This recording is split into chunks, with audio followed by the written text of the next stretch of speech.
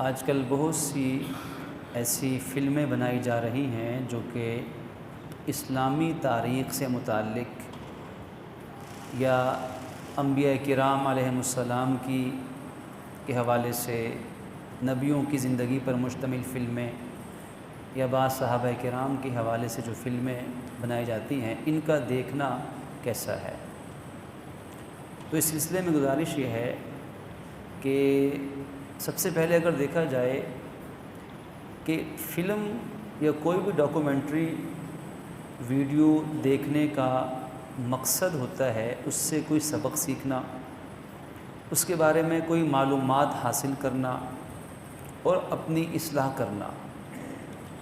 اور ہمارے پاس جو سب سے مضبوط تاریخ ہے کسی بھی پچھلی قوم کے بارے میں، انبیاء کے بارے میں یا صحابہ کرام کے بارے میں، اسلام کے بارے میں، وہ سب سے مضبوط تاریخ قرآن اور حدیث کی صورت میں ہے۔ کوئی فلم، کوئی ڈرامہ،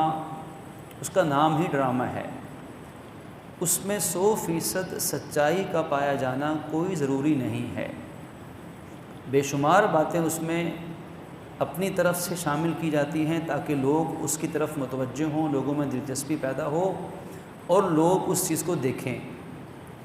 تو انبیاء کرام اور صحابہ کے اوپر بننے والی جو موویز ہیں یا فلمیں ہیں ان کا دیکھنا درست نہیں ہے۔ اس کی ایک بڑی وجہ یہ ہے کہ یہ اسلام کے اندر پائے جانے والی بہت ساری باتوں کی خلاف ورزیاں ان میں دکھائی جاتی ہیں۔ مثلا حضرت یوسف علیہ السلام کے بارے میں مشہور فلم ہر وقت ٹی وی چینلز پہ جو لگی رہتی ہے، اور اس کے اندر بہت ساری ایسی باتیں ہیں جو قرآن و سنت کے خلاف ہیں۔ مثلا اس میں یہ دکھایا گیا کہ حضرت یوسف علیہ السلام کی شادی زلیخا سے ہو جاتی ہے، حالانکہ حضرت یوسف علیہ السلام کی شادی زلیخا سے ہوئی ہے یا نہیں ہوئی ہے اس میں دو آراء پائی جاتی ہیں، لیکن دکھانے والے ایک رائے دکھا دیتے ہیں جس سے دیکھنے والوں کی ذہن سازی غلط رخ پہ ہو جاتی ہے۔ اسی طرح اس کا دوسرا بڑا نقصان یہ ہے کہ یہ انبیاء کرام علیہم السلام اور ان مقدس ہستیوں کی توہین اور بے ادبی کے زمرے میں آتا ہے۔ اب نامعلوم وہ ایکٹر، وہ فلمی ایکٹر، وہ مرد ہے یا عورت ہے، وہ کون ہے، اس کے اعمال کیسے ہیں، وہ مسلمان ہے، یہودی ہے، غیر مسلم ہے، کچھ پتہ نہیں۔ عام زندگی میں اس کا لباس، اس کا طور طریقہ، اس کا رہن سہن کیسا ہوگا۔ جب کوئی شخص کسی اداکار کو معاذ اللہ کسی نبی کے روپ میں دیکھتا ہے یا کسی مقدس ہستی کے روپ میں دیکھتا ہے تو اس نبی کا جو خاکہ ہے اس کے ذہن میں وہی بیٹھ جاتا ہے، حالانکہ کہاں نبی اور رسول جیسی مقدس ہستی اور کہاں یہ فلمی ایکٹر جو اپنے پیسے کمانے کے لیے ایکٹنگ کر رہا ہے، کہاں صحابہ اور اہل بیت اور کہاں یہ فلمی اداکار، کوئی جوڑ ہی نہیں۔ تو اس سے ان انبیاء اور صحابہ اور اہل بیت کی شان کے اندر بے ادبی کا صرف شک نہیں بلکہ یقین ہے، اور خاص طور پہ جب بچے دیکھتے ہیں،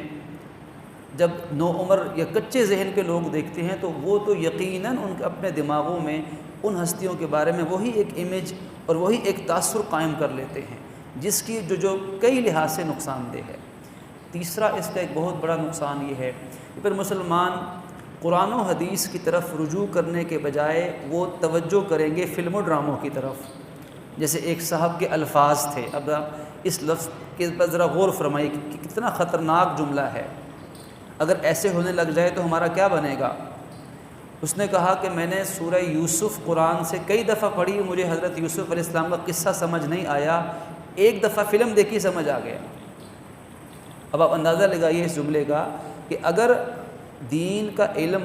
صرف فلمیں اور ڈرامے ہی سکھا سکتی ہیں تو پھر کوئی احمق ہوگا جو قرآن و حدیث کی طرف رجوع کرے گا معاذ اللہ۔